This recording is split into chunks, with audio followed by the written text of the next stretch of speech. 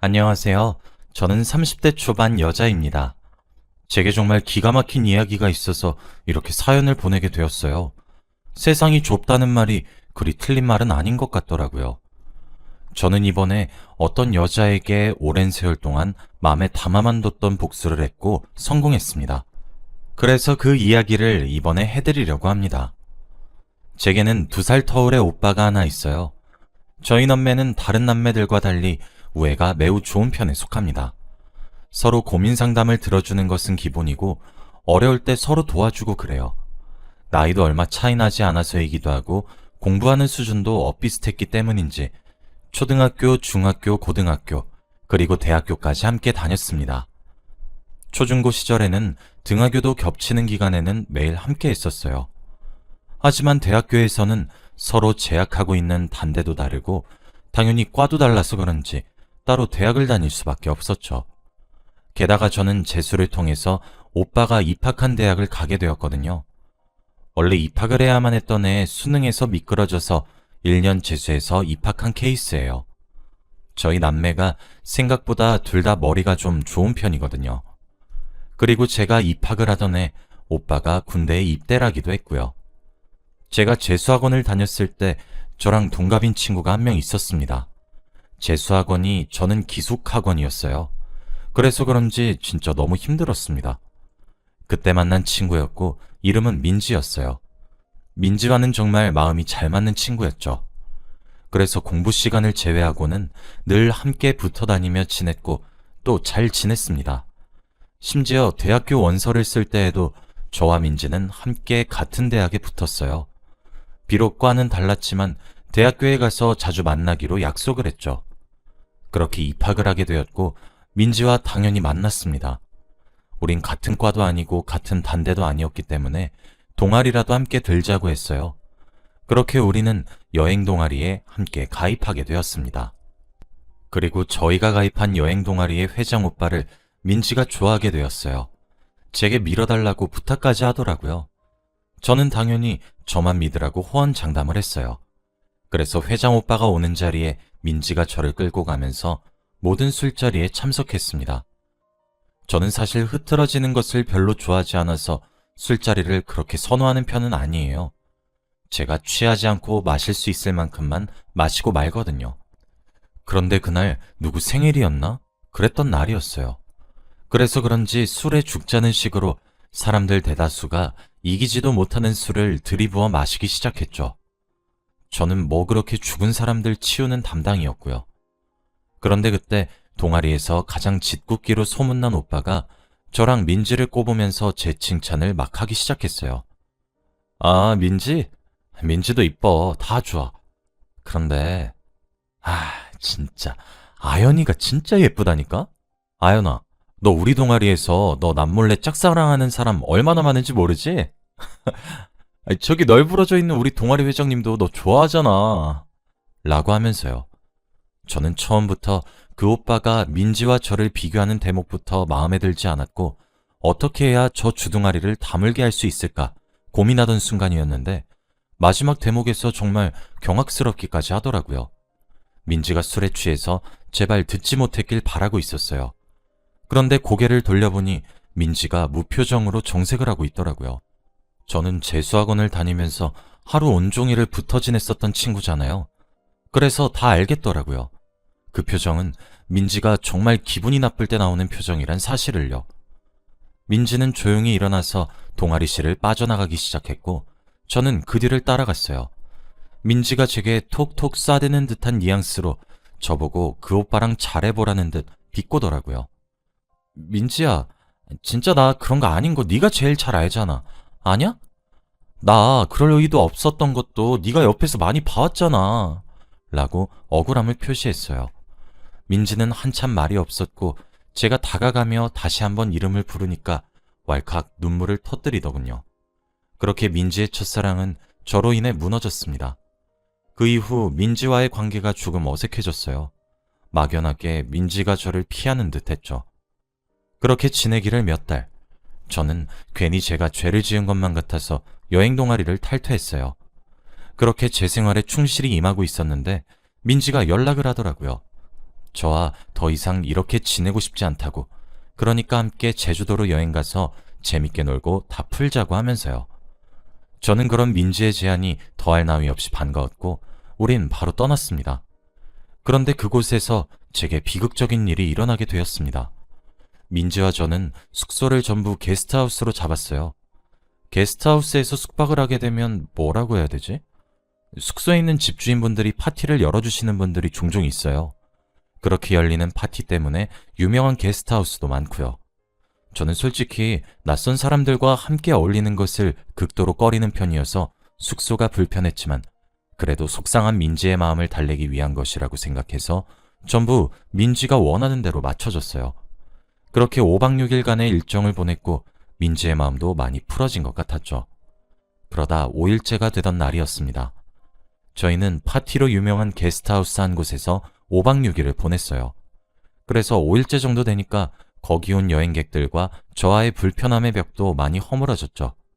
함께 웃으면서 술도 마시고 그렇게 놀았고 저도 여행을 왔다는 분위기 탓이었는지 평소보다 알딸딸하게 술이 올라온 상태였어요. 화장실을 가기 위해 밖으로 나왔고 볼일을 본 후 다시 사람들이 모여있던 장소로 들어가려고 했어요. 그때 어떤 남자가 제 손목을 휙 낚아챘어요. 그 남자는 저희가 묵는 기간 내내 저희 곁을 맴돌았던 사람이었어요. 약간 능글거린 듯한 사람들 있잖아요. 그래서 제가 좀 부담스러워했는데 항상 밥도 제 옆자리에 앉아 먹고 뭐 그런 사람이었어요. 안쪽에서는 소란스러웠지만 외부에 있던 화장실 쪽은 고요했어서 덜컥 겁이 나더라고요. 손을 빼려고 해도 놔주지 않고 제게 역겨운 미소를 지으며 갑자기 저를 확 껴고 맞추기 시작하더라고요. 당연히 저항했어요. 제가 이러지 말라고 저항하니까 제 뺨을 찰싹 때리더라고요.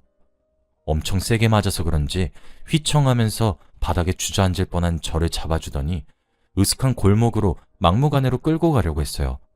정말 있는 힘껏 소리를 질렀던 것 같아요. 웅성거리는 소리와 함께 안쪽에서 술 파티를 벌이던 사람들 전부가 제가 있는 쪽으로 왔죠. 절 데려가던 남자들 일행은 아, 이 새끼 또 이러네 하면서 그 남자 팔 한쪽씩 잡고 죄송합니다 하면서 끌고 들어갔어요. 저는 게스트하우스 사장님과 함께 놀았던 언니들의 부축을 받고 주저앉았던 몸을 일으켜 세웠죠. 본능적으로 민지를 찾았어요.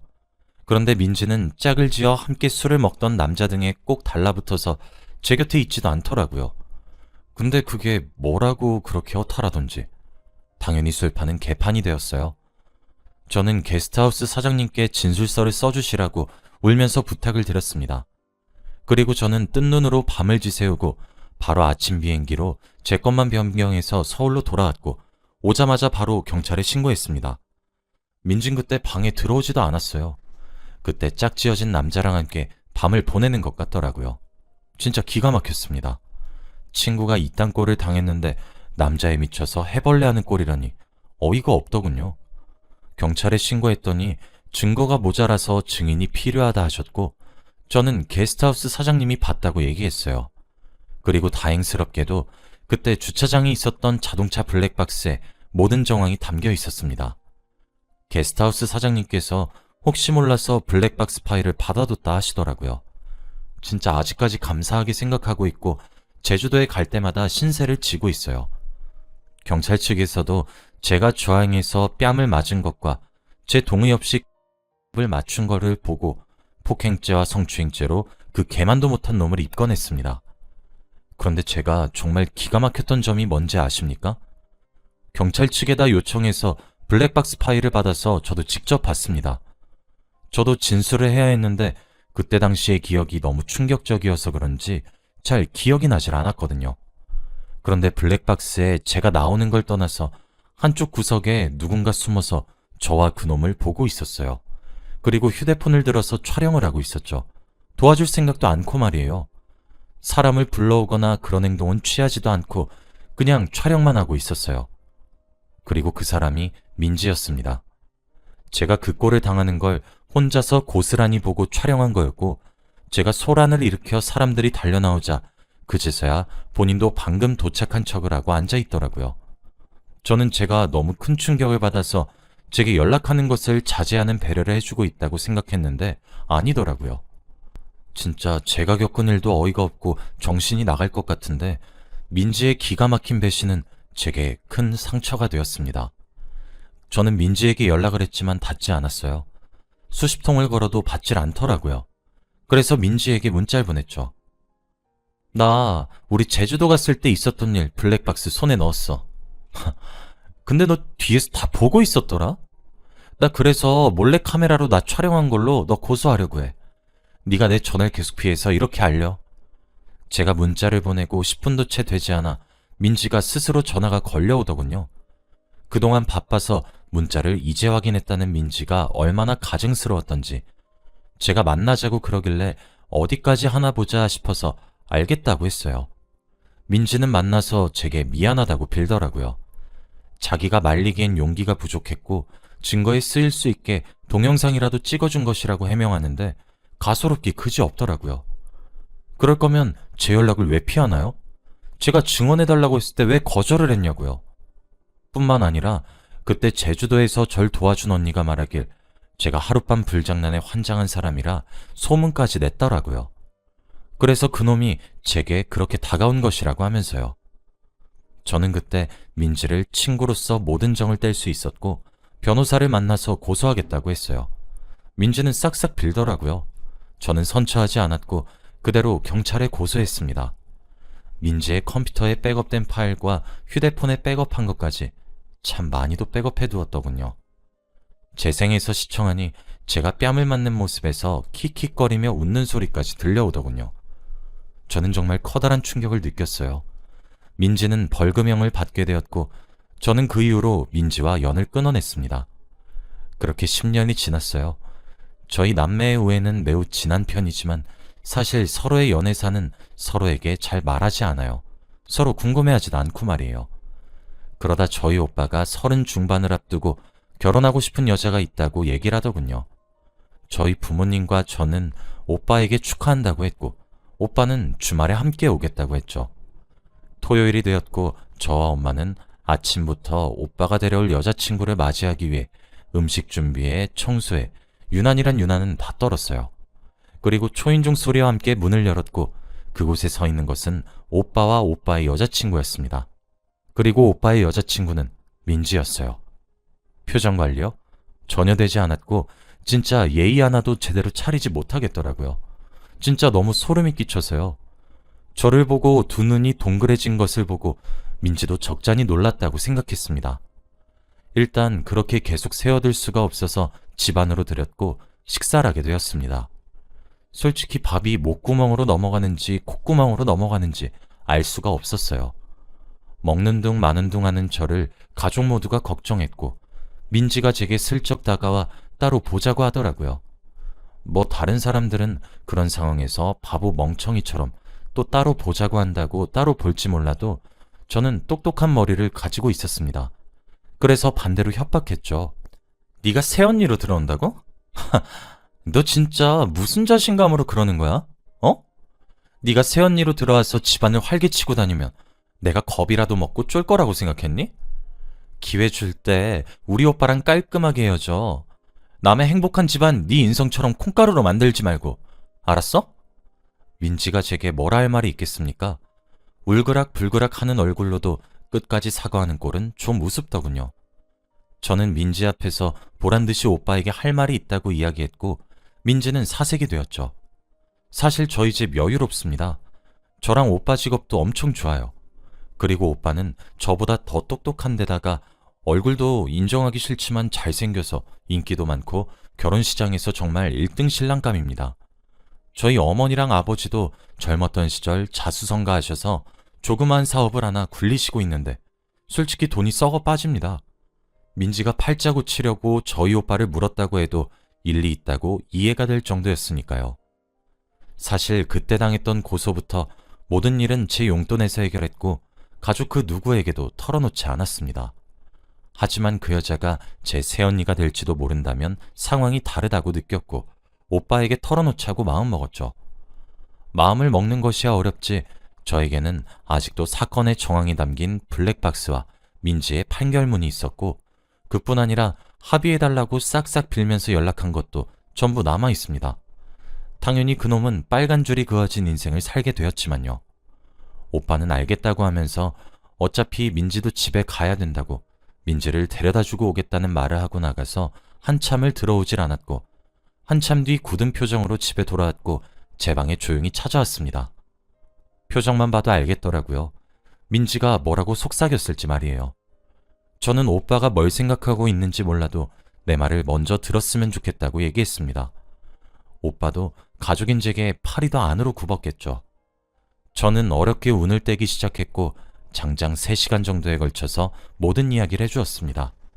이야기가 끝났을 때에는 다시 끔찍했던 그날의 상황이 기억이 나서 너무 고통스러웠고 괴로웠고 슬펐어요.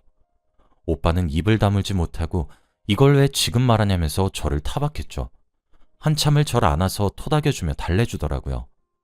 알고 보니 민지를 데려다주면서 민지가 차 안에서 한바탕 울었다고 하더군요. 제가 신우짓을 하려고 한다고, 자기한테 기지 않으면 괴롭혀서 차라리 죽고 싶게 만들어주겠다고 본인을 협박했다 하더군요.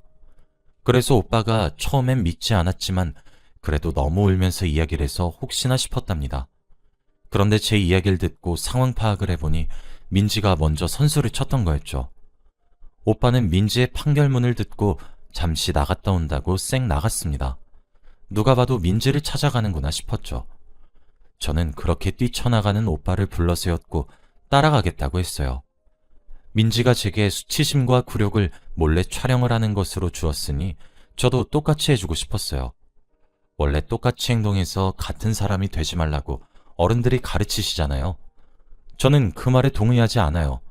같은 사람이 되지 않고 평생 한이 맺힐 바에야 그냥 동급으로 취급당하고 한을 풀며 살고 싶어요.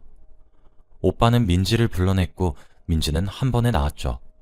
오빠는 민지 얼굴에다가 판결문을 던지면서 내 동생이 뭐라고 했을지 너 짐작하지? 해명할 순 있냐? 라고 비꼬았어요.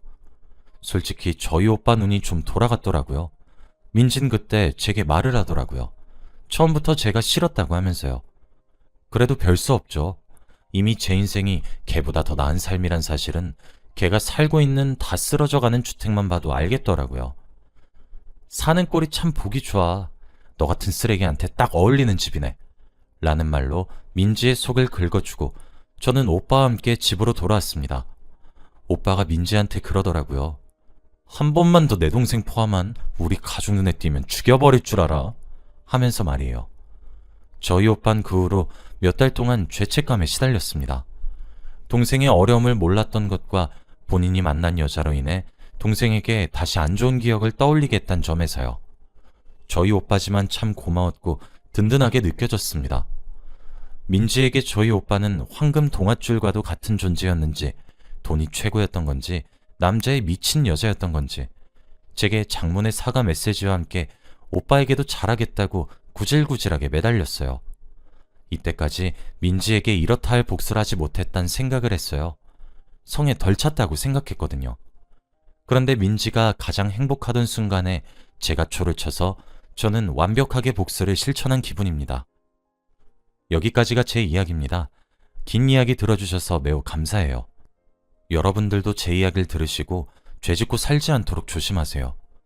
여자가 한을 품으면 온유월에 서리가 내린다더니 저도 그렇게 지독하게 민지의 자존심을 짓밟게 될 줄은 몰랐거든요. 세상이 좁다 좁다 해도 어떻게 이렇게 좁을 수 있는 건지 참 신기한 세상입니다.